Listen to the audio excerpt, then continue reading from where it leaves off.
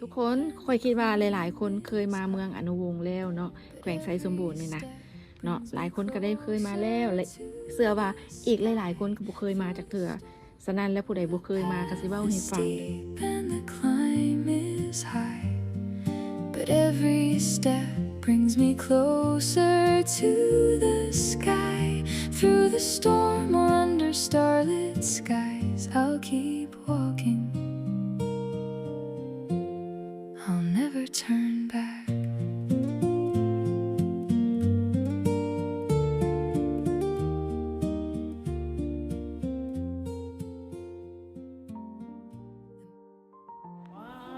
ทุกคนอยู่ที่อนุวงศ์ไซสมบูรณ์นะโคตรหนาวเลยทุกคนหนาวขนาดเลยทุกคนมาที่ไซสมบูรณ์นี่นะเมืองนี่นะทุกคนมีคาเฟ่ใหม่ๆขึ้นมาเนาะอยู่ที่เมืองอนุวงศ์แขวงไซสมบูรณ์นี่นะทุกคนเป็นเมืองที่ว่าเขาเอิ้นว่าอย่างเหมาะในการมาตากอากาศเลยมาตากอากาศอีหลีได้บ่แม่นว่ามาตากอากาศคืออยู่วังเวียงเขาก็ยังว่าไปตากอากาศเลยเนาะได้ว่าอยู่นี่นะมักตากอากาศอีหลีเพราะว่าอากาศอยู่ที่นี่นะสดเลยทุกคนบ่เฮ็ดหยังเนาะมาที่นี่นะบ่ต้องไปขึ้นไปหยังมีแต่มานอนกินอากาศสดชมวิวแล้วก็โอเคแล้วอยู่นี่นะมาครั้งนี้นะไซสมบูรณ์เนาะเมืองอนุวงศ์นี่เปลี่ยนไปหลายขนาดเลยเนาะมีบรรดาห้างโรงแรมเกสต์เฮาส์แล้วก็คาเฟ่ห้านอาหารไม่อย่างนะเกิดขึ้นมากมายหลายบ่อนเลยเนาะเปลี่ยนแปลงไปมากมายเลยทุกคนเลยชาวบ้านอยู่ที่นี่บอกว่าที่ดินอยู่นี่แพงหลายนอนไม่น้อยพอจะได้ตังค์เงินนี่นะที่ลายตรงพันล้านขึ้นไปเลยตอนนี้ของเขาเป็นกำลังสัญญาณเพราะว่าฝนหากระเซาตกมื้อนี้มา3 มื้อนี้แล้วฝนตกลินไม่ได้ไปทางใดเลยนี่ยังเห็นอย่างก็ได้ฝนหากระเซาตกฝนหากระพากันยางออกมานี่แหละกำลังสัญญาณไปเลาะตลาดกันเนาะทุกคนมีบนเขาเจ้าขายมักหมอกมากไม่อยู่นี่เนาะห้านข้าวห้านมินิมาร์เก็ตห้านคอนเวเนียนสโตร์อย่างต่างๆห้านโทรศัพท์มือถือเนาะอยู่นี่เมื่อกี้มาบุมีอย่างเลยเนาะทุกคนเนาะแต่เดี๋ยวนี้ก็เปลี่ยนไปหลายแล้วนี่วันนี้สิย่างไปหาเบิงบอลอันนะห้านแปลงรถเนาะหมูอ้วนไปไข่ประตูรถแบบใดกับหมูหูเนาะประตูรถทางตอนนี้สิไปหาห้านแปลงรถกัน And the climb is high, but every step brings me closer to the sky. Through the storm or under starlit skies, I'll keep walking. นี่ก็คือขัวน้ำจ้าเนาะเขากำลังย่างค่ะขัวน้ำจ้าเนาะอยู่ฟังนี่ก็คืออันนะผู้พิยาฟังไผ่ผู้เรียนเนี่ยเมืองนี้นะอันนั้นหอรักเมืองพวกเขานอนอยู่แฮมผู้สีอยู่ใกล้กับหอรักเมืองแหละพวกเขากำลังสิย่างไปซอกหาห้านแปลงรถห้านซ่อมแปลงรถกาลาจเสกระบบไฟเสกช่วงล่างแอร์รถขอบพ่นสีเสกระบบจักรพวกเขามาหอนนี่ไปถามเขาเจ้าคนเด้อ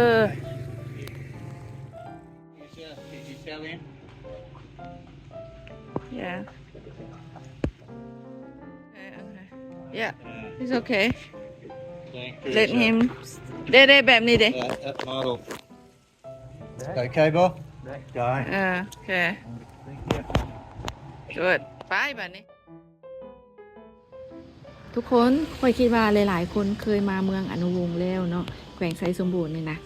เนาะหลายคนก็ได้เคยมาแล้วและเชื่อว่าอีกหลายๆคนก็บ่เคยมาจากเถื่อ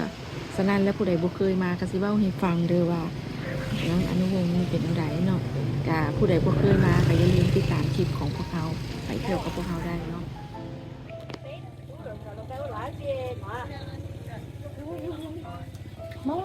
móng mỏ ê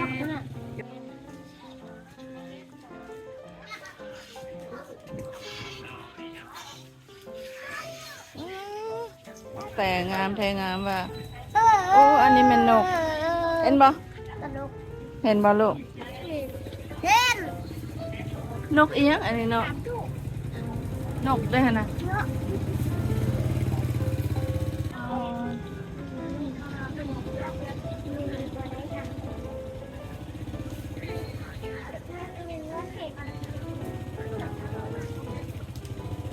ตลาดชาวบ้านเนาะออกมาขายกันอยู่นี่ฝนตกเล่นหลายมือเด้เป็นแมนบอลขายเป็ดขายไก่เพิ่นก็ยังบอลเก่าอยู่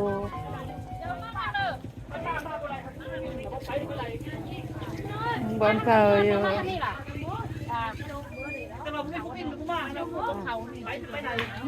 เมืองอนุวงศ์นี่นะคาสิเบ้าเลยแต่ก่อนนะเพิ่นเอิ้นว่าเขตพิเศษไซสมบูรณ์นั่นแหละทุกคนเนาะเมืองนี่พวกเขาได้มาสัมผัสกันครั้งทำอิฐแม่นช่วงโควิดพุ่นแหละตั้งแต่ช่วงโควิด-19 พุ่นตอนนั้นธรรมศาสตร์ยังดิบหลายทุกคนยังบ่มีการปรุงแต่งยังบ่มีการพัฒนาใดๆเถื่อธรรมศาสตร์โคตรงามอีหลีเลยทุกคนตอนนั้นนะ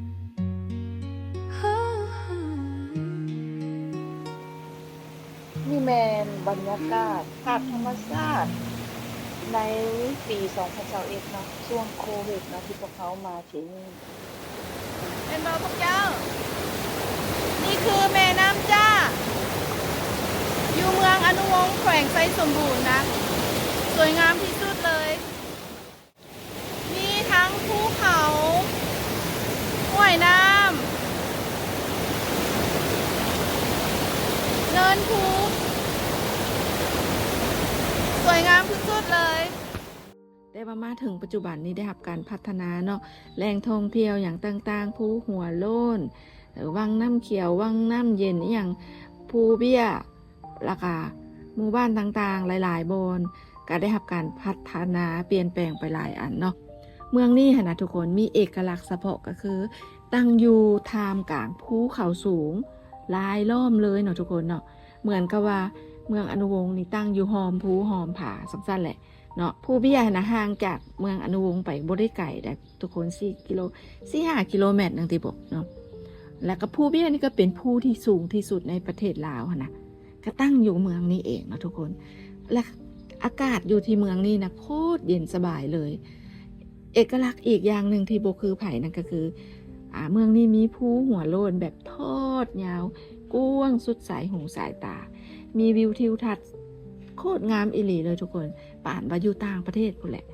อยู่ที่นี่ยังมีตลาดใหญ่ให้พวกเขาไปลินไปเที่ยวไปเลาะเบิ่งเลาะชมเนาะชาวบ้านเอาเครื่องเอาของเอาผลิตภัณฑ์เอาเครื่องปลูกของฝังมาขายกันเป็นตลาดสดที่ใหญ่พอสมควรนะที่ตลาดไซสมบูรณ์นี่นะเป็นเอกลักษณ์โดยเฉพาะแม่นอันนะตลาดขายเป็ดขายไก่เพิ่นนี่ก็มีเอกลักษณ์เฉพาะบ่คือไผ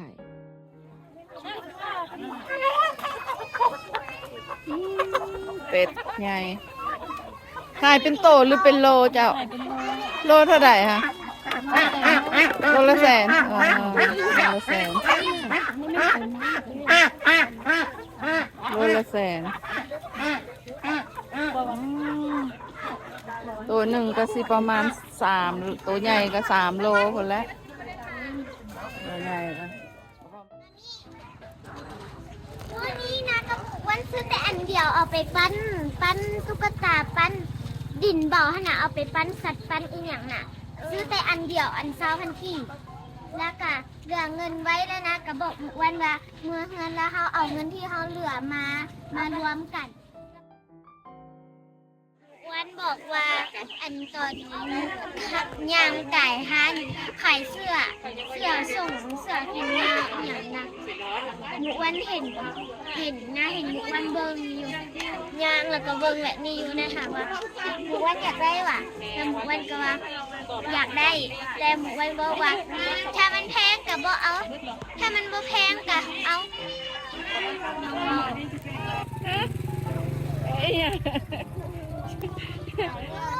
ลูกปอมเป็นหยังปอมเป็นพ่อตู้โอ้ยตายละเบิ้งค่ะนะเบิ้งค่ะเอาประตูสิพาไปใส่ประตู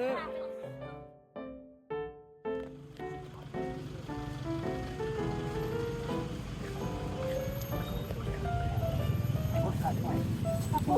ป่าสดๆเลยนี่เนาะ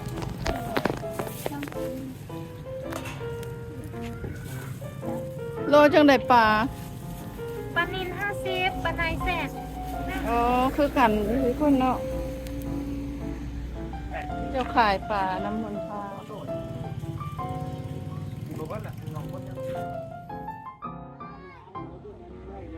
อ่านได้บ่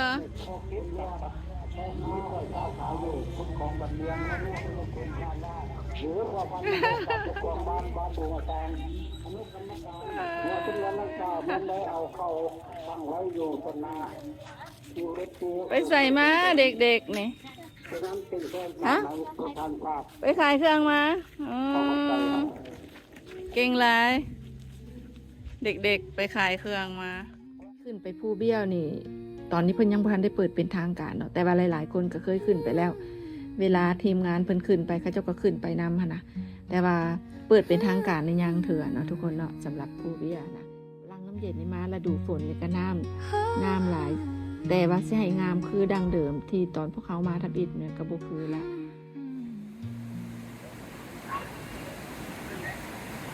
บ่มีการสำรวจออกแบบอย่างคักแน่นะก็เฮ็ดให้วิวทิวทัศน์ธรรมชาติวิวจุดนี้นะเสียหายไปแล้วมันบ่คืนสภาพเดิมละ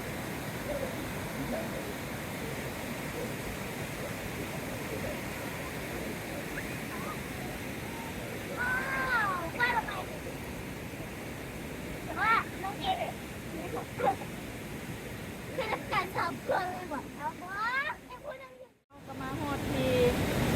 นี่แหละวังน้ำเขียวเนาะแต่ว่าช่วงนี้น้ำบ่เขียวแล้วเนาะทุกคนบ่พอเท่าใดปีมานี่ถือว่าทุกอย่างเปลี่ยนแปลงไปหลายเนาะบ่กลับคืนสภาพเดิมละสำหรับวังน้ำเขียวนะทุกคนบ่เอาไปตามธรรมชาติคือเก่ามันหั่นนะเปลี่ยนแปลงธรรมชาตินะมันก็เฮ็ดให้บ่ค่อยงามคือเก่าแล้วเนาะสำหรับวังน้ำเขียวเนาะ The steep and climbs but every step brings me closer to the sky. Through the storm or under starlit skies, I'll keep walking.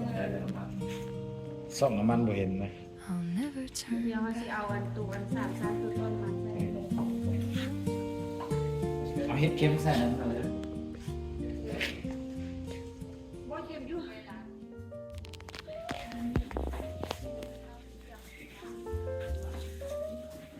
โยกมาโยกส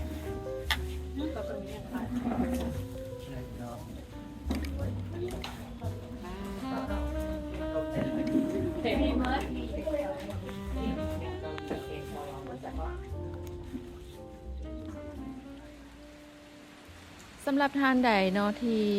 มักคลิปท่องเที่ยวธรรมชาติมักคลิปผจญภัยไปหมู่บ้านต่างๆเนาะไปแบบคำใส่นอนหัน